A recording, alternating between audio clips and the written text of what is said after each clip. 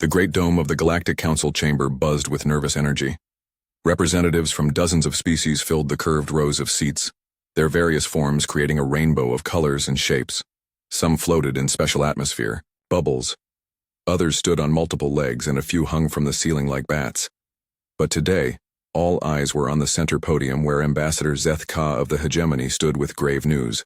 Counselor Veltar of the Altrurians shifted uncomfortably in her bio seat. Her blue skin had turned a worried shade of purple, and her large eyes never left the ambassador. She had a bad feeling about this emergency session. The humans had been doing so well lately, making friends across the galaxy and helping with trade disputes. What could possibly be wrong? Fellow beings of the Council, Zeth Ka began, his voice echoing through the chamber's translation systems. I bring disturbing news from the outer sectors. The Corax Empire has made a declaration that shocks us all. A ripple of whispers spread through the chamber.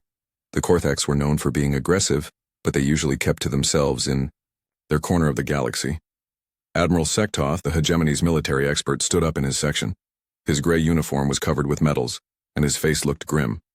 The Corax have declared war on humanity, Zeth Ka announced. The chamber exploded into chaos. Delegates jumped to their feet, shouting in dozens of languages. The translation system struggled to keep up with the sudden burst of voices. Veltar felt her heart skip several beats. War? Against the humans? It made no sense at all. Order! Order! Called the council speaker, a tall being made of what looked like living crystal. The noise slowly died down as delegates returned to their seats. Ambassador Zeth Ka, please explain this madness. Zeth Ka activated a holographic display above the podium. Images of Corax military leaders appeared, their reptilian faces twisted with anger. 3 days ago, General Krex of the Corax High Command issued this statement. The display switched to show a large Corax in military dress, his scales dark green and his eyes burning with fury. People of the galaxy, the recording began. For too long we have watched a dangerous species grow in power. The humans expand, without asking permission. They build weapons while claiming to be peaceful. They refuse to follow proper galactic law. This cannot continue. Veltar's throat made a strangled sound. She had worked with humans for years. They were some of the nicest beings she had ever met. Always polite, always willing to help, always asking questions before doing anything big. The idea that they were dangerous seemed impossible. The recording continued. The human threat grows every day. Their ships multiply. Their colonies spread. Like a virus. They learn our technology too quickly and make it better. Soon they will be too strong to stop. We must act now, before it is too late. Admiral Sektoth stood up again, his face dark with worry. If I may speak, honored council? The speaker nodded, and Sektoth moved to a secondary podium. I have studied human military capabilities for the past 10 years. The Corax are making a terrible mistake. Explain, Admiral, the speaker requested. Sektoth brought up his own display, showing human ships and colonies. The humans are not what they appear to be. Yes, they seem peaceful and friendly. Yes, they ask permission before expanding. Yes, they follow our laws, but there are things about them that the Corax clearly do not understand. General Krex's image appeared again, this time live from the Corax home world. His scales were puffed out in aggression, and his teeth showed in what humans would call a snarl. The Council has been fooled by human lies. They pretend to be weak, but they are planning to conquer us all. Veltar could not stay quiet any longer. She activated her speaking platform and rose into the air. General Krex, with respect, I have worked closely with humans for many years.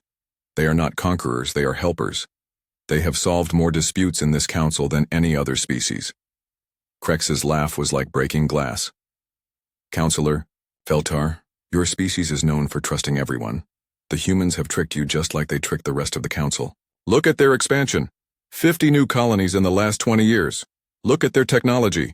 They went from stone tools to space flight in just a few thousand years. No species advances that fast without help or without planning something big. Admiral Sektoth tried to interrupt. General, if you would listen to our intelligence reports, your intelligence is worthless, Krex shouted. My scouts have seen human military exercises. They use weapons that could crack planets. They train every citizen like a soldier. They build their colonies like fortresses. These are not the actions of a peaceful species. The chamber erupted in arguments again.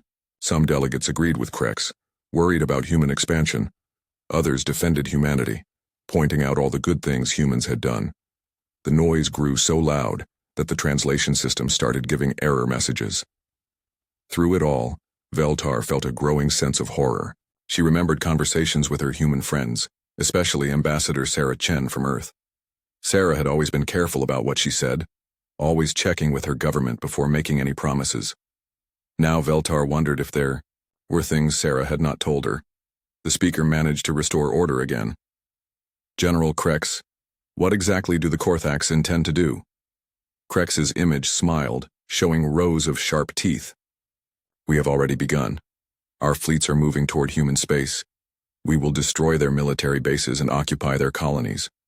Once they are properly controlled, they will not be able to threaten anyone ever again. This is insane, Admiral, Sektoth shouted. You have no idea what you are starting. I know exactly what I'm starting, Corax replied. I am saving the galaxy from a species that has fooled everyone with pretty words and fake smiles. In 1 week, you will thank me for removing this threat. The connection to Corax ended, leaving the chamber in shocked silence. Veltar felt sick. War was coming, and there seemed to be nothing anyone could do to stop it. The speaker's crystal, body dimmed with worry.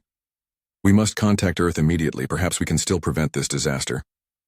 I have been trying for 3 days, Zethkos said quietly.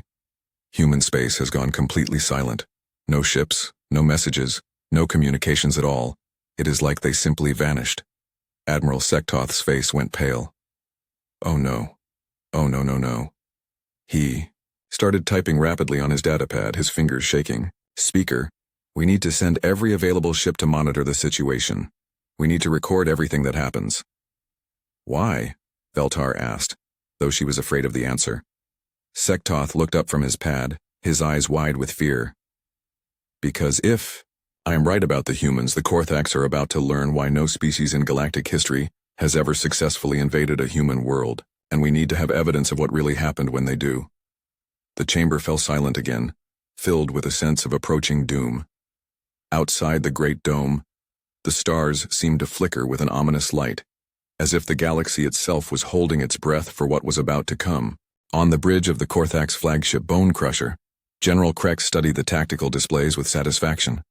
Hundreds of his ships moved through space toward human territory, their dark hulls bristling with weapons. The largest invasion fleet in Corax history was finally going to teach these upstart humans their proper place in the galaxy. Report on human defenses, Corax ordered his intelligence officer, Major Vexita. Vexita pulled up holographic displays, showing human colonies and ships.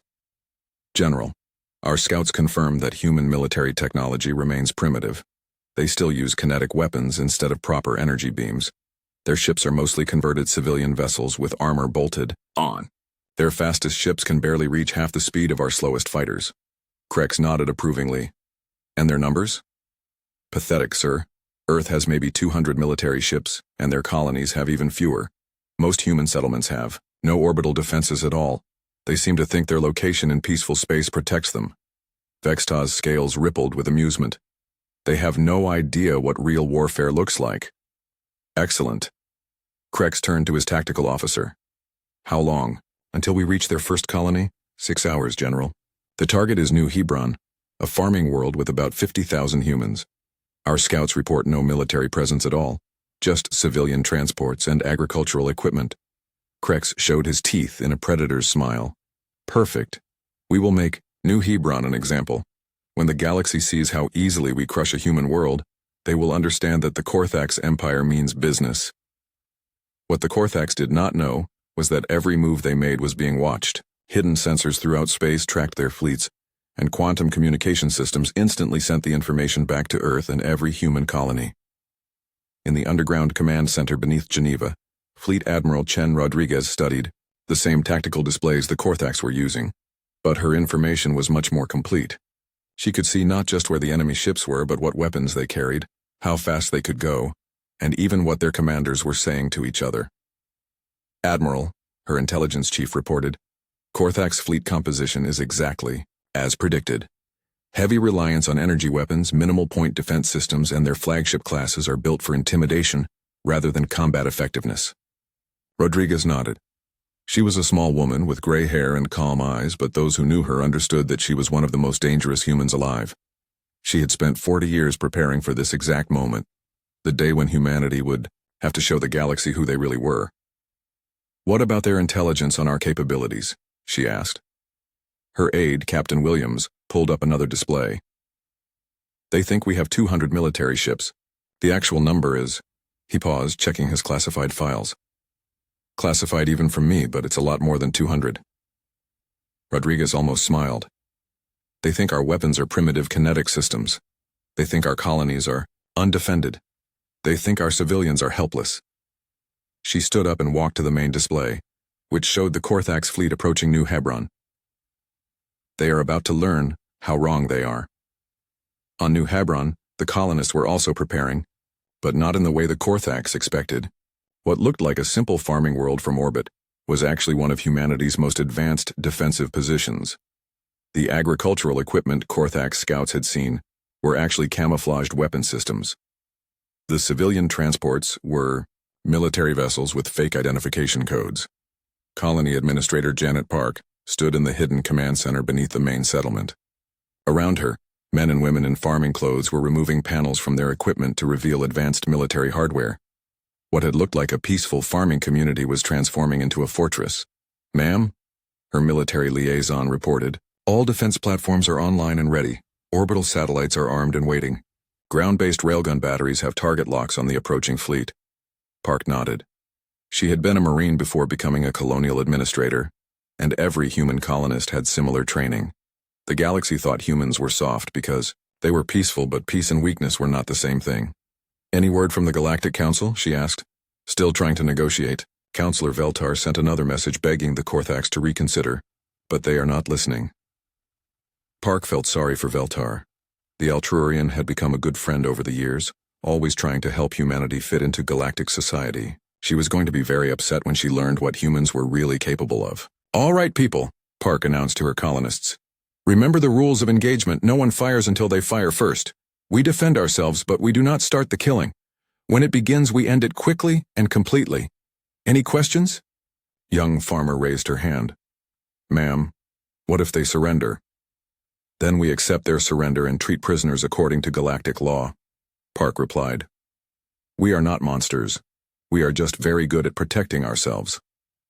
Back in space, the Corax fleet was approaching New Hebron's orbit. General Corax stood on his bridge, already planning his victory speech.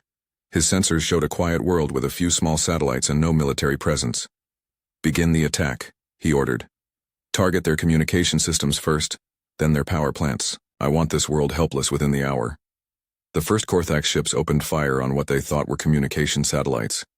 Energy beams lanced through space toward the small objects orbiting New Hebrron. The beams hit their targets perfectly, and then the galaxy changed forever. The communication satellites exploded outward, revealing themselves as heavily armed defense platforms. Massive railguns that had been hidden inside civilian-looking shells opened fire. Kinetic projectiles moving at incredible speeds slammed into Corax ships, punching through their energy shields like they were made of paper. "What?" "General," Corax started to say, and then his flagship shook as something hit it hard enough to crack the hull. "General," his weapons officer screamed. "Unknown contacts appearing all around us. The humans have ships everywhere." On the main display, space around New Hebrron suddenly filled with human vessels. They had been hiding using technology the Corax had never seen before, and now they were attacking from every direction. "Impossible," Corax shouted. "Our intelligence said they had no defenses." His ships were dying around him. Human kinetic weapons were tearing through Corax hulls like hot knives through ice. Energy shields that could stop laser beams were useless against solid projectiles, moving at thousands of kilometers per second. "Sir, we are taking massive casualties. These are not primitive weapons. These are the most advanced kinetic systems we have ever encountered." Corax watched in horror as his mighty invasion fleet was being systematically destroyed by enemies who were not supposed to exist. "How many human ships are there?" We cannot tell, sir. Our sensors are being jammed by technology we do not recognize, but there are at least 50, maybe 100. The truth was even worse than Corax feared. New Hebrron was protected by over 200 human military vessels, all equipped with stealth systems and weapons that made Corax technology look like children's toys. And this was just one colony, one small farming world that the Corax had thought would be easy prey. As his flagship's hull cracked under another railgun impact, General Corax finally understood that he had made the worst mistake in Corax history. The humans were not primitive. They were not weak. They were not unprepared. They had been waiting. The Battle of New Hebrron lasted exactly 17 minutes. When it was over, the mighty Corax invasion fleet was nothing but debris, floating in space around a human colony that had barely been scratched. General Corax's flagship limped away with half its crew dead and most of its weapons destroyed. Of the 300 ships he had brought to conquer humanity's weakest world, only 47 survived to retreat. In the Galactic Council chambers, the emergency session had been running for hours. Every delegate watched the real-time battle feeds in shocked silence as the impossible happened before their eyes. The humans had not just defended themselves, they had completely destroyed an invasion force that should have been able to conquer half the galaxy. Counselor Veltar stared at the displays with her mouth open. Ships she had never seen before filled the screens around New Hebrron. Human vessels that looked nothing like the simple transports and cargo haulers she was used to seeing. These were clearly military ships, and they were more advanced than anything in the Galactic Council's combined fleets. "Where did they come from?" whispered the delegate from Proxima. "We monitor all human shipbuilding. We know every vessel they have ever launched." Admiral Sektoth was typing frantically on his datapad, trying to analyze what he was seeing. His face had gone completely pale, and his hands shook as he worked. "These are not new ships," he said finally. "Look at the hull designs, the engine, signatures. Some of these vessels are at least 50 years old." 50 years? Veltar turned to stare at him. "But that would mean, it means the humans have been hiding their true military strength for decades," Sektoth confirmed. "Everything we thought we knew about their capabilities was wrong. Completely wrong. On the main screen, the aftermath of the battle was becoming clear. Human ships were rescuing Corax survivors from destroyed vessels, providing medical aid and treating prisoners with care. But at the same time, massive industrial ships were appearing around New Hebrron, already beginning to harvest the metal from the wreckage. "They are recycling the debris," observed the Crestek delegate. "Within days, that metal will become new human ships." A new voice joined the conversation. The speaker was Ambassador Sarah Chen from Earth, but she was not in the council chambers. Her image appeared on the main display, transmitted from somewhere in human space. Behind her, other humans in military uniforms worked at stations that looked far more advanced than anything the council had ever seen. "Honored delegates," Sarah said, her voice calm but cold. "I speak for humanity in this dark hour. We did not want this war. We tried to prevent it through diplomacy. The Galactic Council has our full cooperation in investigating what happened here." General Corax's battered face appeared on a split screen. He was aboard his damaged flagship, surrounded by smoke and sparking electronics. You animals! You tricked us! You pretended to be weak!" Sarah's expression did not change. "General Corax, we never pretended to be anything. We simply chose not to show you our weapons unless you forced us to use them. You forced us." "The Ba'i Council will hear of this deception," Corax shouted. "Humanity has been lying to the galaxy for years." "We have never lied to anyone," Sarah replied. "We answered every question the Council asked us honestly. We followed every law and treaty we agreed to. We helped resolve conflicts and provided aid during disasters. The fact that you assumed we were helpless because we were helpful is your mistake, not our deception." Counselor Veltar activated her speaking platform. "Sarah, my friend, I do not understand. Where did all these ships come from? How long has humanity been preparing for war?"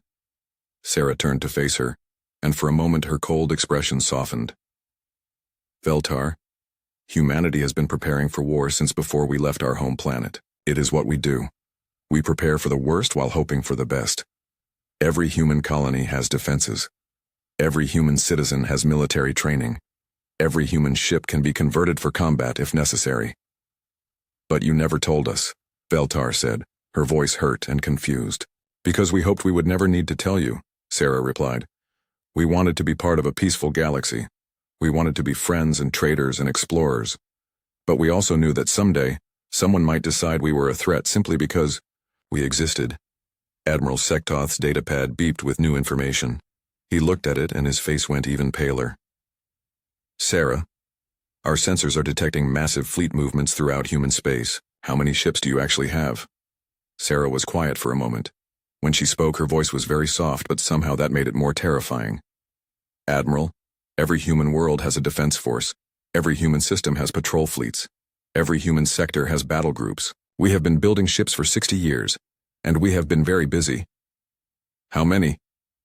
Sektoth pressed. Enough. The simple answer sent a chill through the council chamber. Nobody needed to ask what enough meant. Enough to defend every human world. Enough to defeat any threat. Enough to win any war that was forced upon them. General Corax tried to interrupt again. The Corax Empire will not stand for this humiliation. We will return with a larger fleet. We will... General, Sarah's voice cut through his shouting like ice. I suggest you listen very carefully to what I am about to tell you. The Battle of New Hebrron was fought entirely with defensive forces stationed at one colony. You attacked 50,000 farmers and their families. They defended themselves using weapons and ships they keep on hand for exactly this situation. She paused to let that sink in. If you attack humanity again, you will not be fighting farmers. You will be fighting the full military might of the human species. Our warships will come to your worlds. Our soldiers will land on your planets. Our fleets will blockade your systems. And when we are done, the Corax Empire will exist only in history books. The transmission ended, leaving the council chamber in absolute silence. Finally, the speaker's crystal form pulsed with worried light. Delegates, we appear to have a situation. A situation? The delegate from Rigel's voice cracked.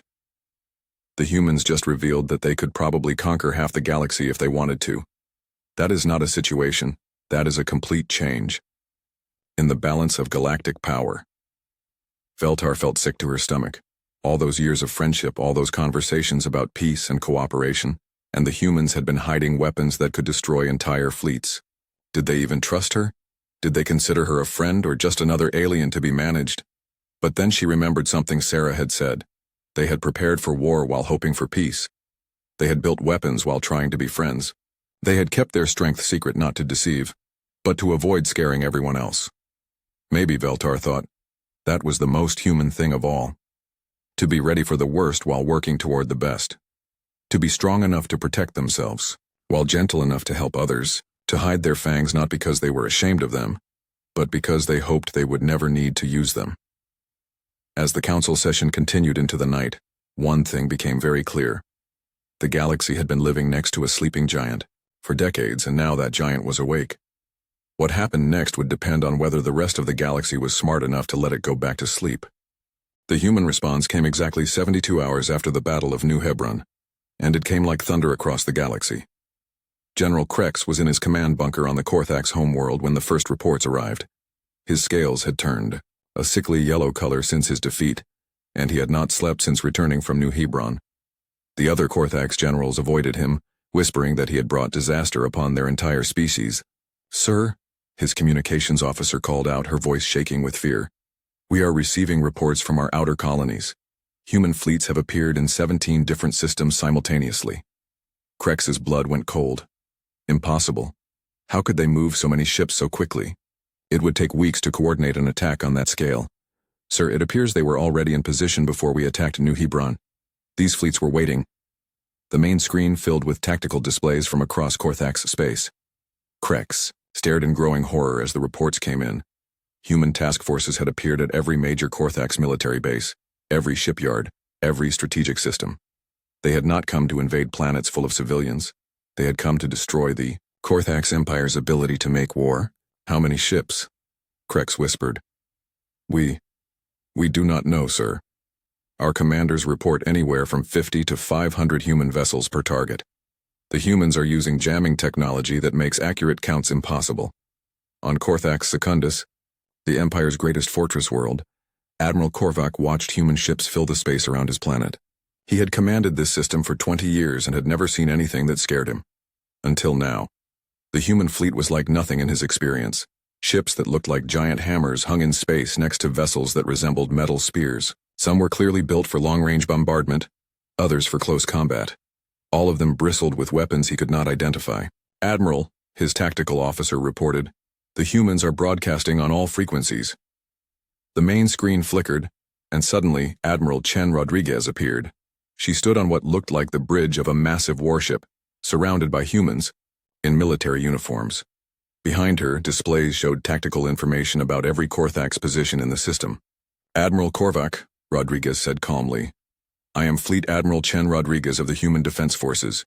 You have 1 hour to evacuate all military personnel from Corthax Secundus. After that time, we will begin systematic destruction of your military installations. Korvac's jaw dropped. You cannot be serious. This world has population centers, millions of civilians. Which is exactly why you have 1 hour to evacuate your military forces, Rodriguez replied. We are not here to harm civilians. We are here to end your empire's ability to threaten humanity or anyone else. Move your soldiers, and we will not target population areas. And if we refuse? Rodriguez's expression did not change, but somehow she became more frightening. Admiral, you attacked farmers and their families. You declared war on a species that wanted nothing more than to live in peace. Did you really think we would not respond? The transmission ended, leaving Korvac staring at empty space filled with human warships. Back in the Galactic Council chambers, the emergency session had become permanent. Delegates who had gone home after the new Hebrron battle were called back as reports flooded in from across the galaxy. The humans were not just defending themselves, they were methodically dismantling the Corthax Empire's military power. Current. Status report, requested the speaker. Admiral Sektoth stood at his podium looking exhausted. 17 Corthax systems are under human blockade. The humans have destroyed 43 military installations, 15 shipyards, and captured over 200 Corthax warships. Casualties among Corthax military personnel are estimated at over 50,000. And civilian casualties? Asked Councillor Veltar. 0, Sektoth replied. The humans are being very precise in their targeting. They destroy military facilities but do not touch cities, farms, or civilian infrastructure. They have even provided medical aid to Corthax wounded. The delegate from Rigel shook his tentacles in confusion. This makes no sense. If they wanted to conquer the Corthax Empire, why not simply bombard their planets into submission? Because they do not want to conquer anyone, Veltar said quietly. They want to end a threat. There is a difference. On the main screen, battle. Footage from Corthax Tertius showed human marines storming a fortress that had been thought impregnable. The Corthax defenders had energy weapons, advanced armor, and numerical superiority. None of it mattered. The humans moved like they had been born for war. They worked together with a coordination that seemed impossible, each soldier knowing exactly where their comrades were and what they were doing. When Corthax positions opened fire, the humans simply flowed around the danger like water around rocks, appearing in places the defenders had not even considered vulnerable. How are they so effective? Wondered the Christek delegate. Corthax warriors are among the best in the galaxy. Because every human is a soldier, Admiral Sektoth answered. Remember what Ambassador Chen said. Every human receives military training. The farmers who defended New Hebrron were combat veterans. The civilians evacuating Corthax installations know exactly how to move under fire. The humans did not just build an army, they turned their entire species into an army. The battle footage showed human medics treating wounded Corthax soldiers with the same care they gave their own people. It showed human engineers repairing civilian power systems that had been damaged in the fighting. It showed human commanders accepting the surrender of Corthax forces and treating prisoners according to galactic law. But it also showed the systematic destruction of everything the Corthax Empire had built for war. Shipyards that had taken decades to construct were reduced to metal fragments in hours.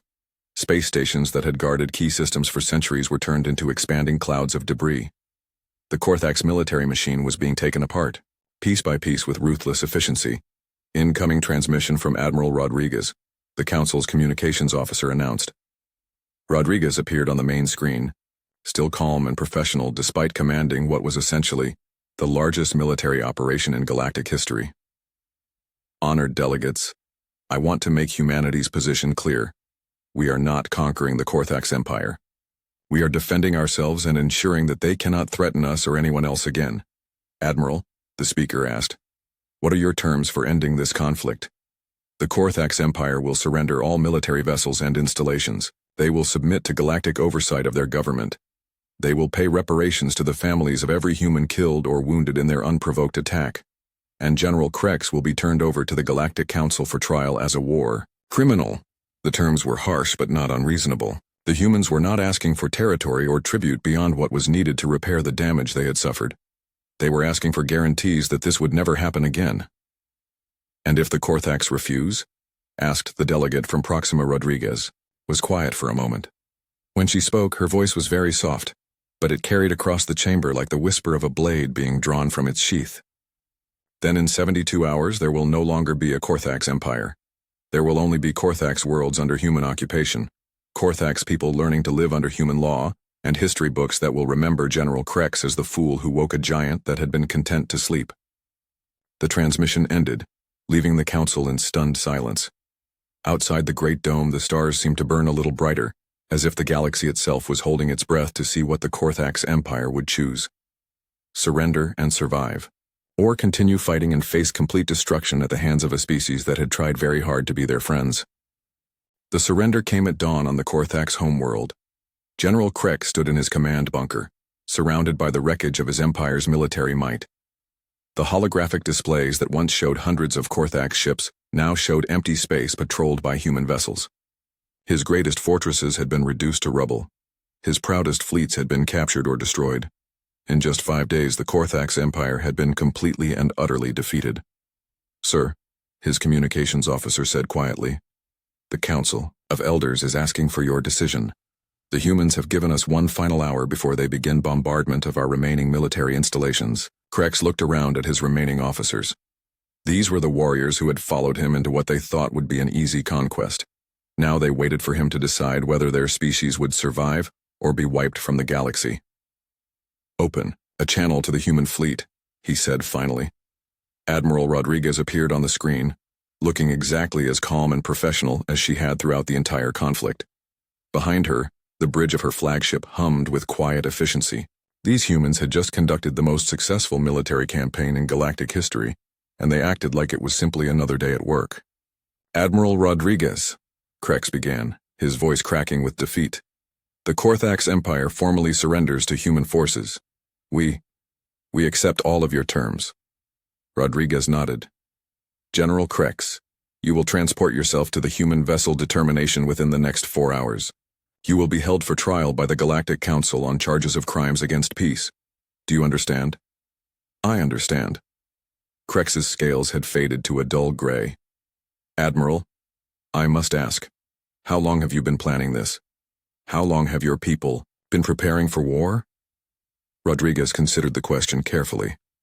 "General, humanity has been preparing for war since we first looked up at the stars and wondered what we might find out there. We hoped for friends, but we prepared for enemies. We wanted peace, but we made ready for conflict. It is simply who we are. But why hide your strength? Why pretend to be weak?" "We never pretended to be weak," Rodriguez replied. "We simply chose not to display our strength unnecessarily. A wise predator does not show its teeth unless it intends to bite." The connection ended, leaving Corax alone with the consequences of his choices. In the Galactic Council chambers, the emergency session was finally coming to an end. Representatives from dozens of species had watched in awe and terror as humanity revealed its true nature to the galaxy. The peaceful farmers and merchants they had known for decades were also warriors without equal, strategists without peer, and soldiers without mercy for their enemies.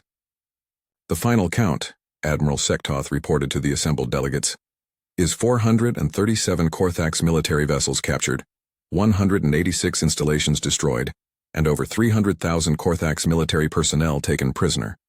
Human losses were 23 killed and 67 wounded. The numbers were staggering.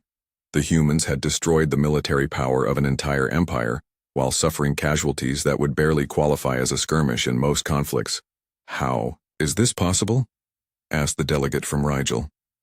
"The Korthax had numerical superiority and advanced weapons. How did the humans achieve such a decisive victory?" Admiral Rodriguez, now participating in the council session directly, stood to answer. "Delegate, the Korthax made several critical errors. They assumed that being peaceful meant being weak. They assumed that asking permission meant being unable to act independently. They assumed that following galactic law meant being unable to defend ourselves. But surely you must have some advantages we do not understand," pressed the Christek delegate. Rodriguez smiled, and for the first time since the conflict began, it was a warm expression rather than a cold one. "Our advantage is very simple. We are human. We have been fighting wars for our entire species' existence. We have studied conflict, refined strategy, and perfected tactics for thousands of years. Most species in the galaxy evolved past their warlike nature as they became civilized. We simply became better at war while staying civilized." Counselor Veltar activated her speaking platform. Sarah, Admiral Rodriguez, I must ask. Now that the galaxy knows your true capabilities, what happens next? Will humanity seek to dominate the Council? Will you try to rule over the rest of us? Both Rodriguez and Ambassador Chen exchanged looks. Chen stepped forward to answer. Veltar, my dear friend, humanity wants exactly what we have always wanted. We want to be part of a peaceful galactic community. We want to trade, explore, learn, and help solve problems. The only thing that has changed is that everyone now knows we can defend ourselves and our friends. Your friends? Veltar asked. The Altrurians have been good friends to humanity for many years, Chen continued. The hegemony worlds have been fair trading partners.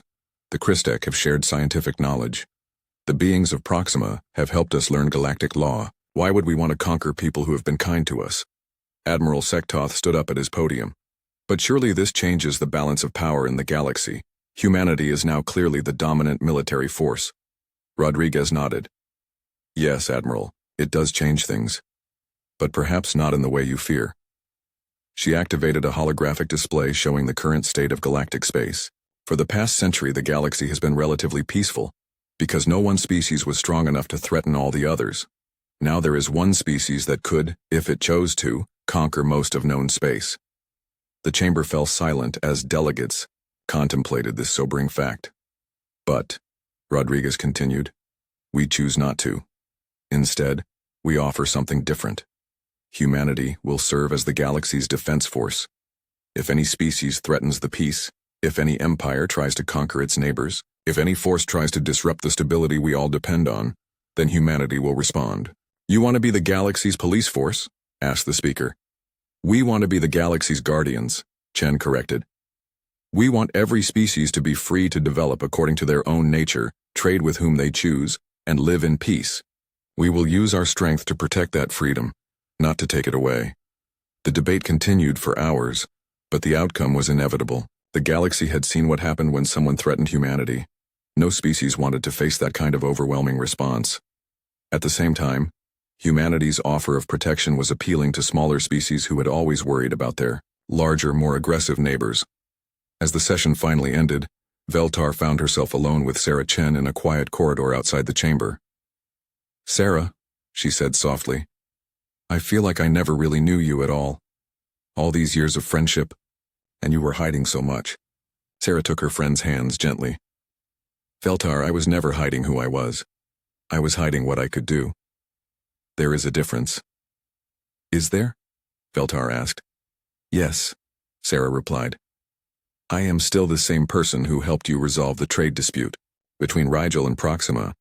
I am still the person who stayed up all night helping you prepare for your first speech to the Council. I am still the person who brought you human chocolate when you were sad about your family. None of that was fake.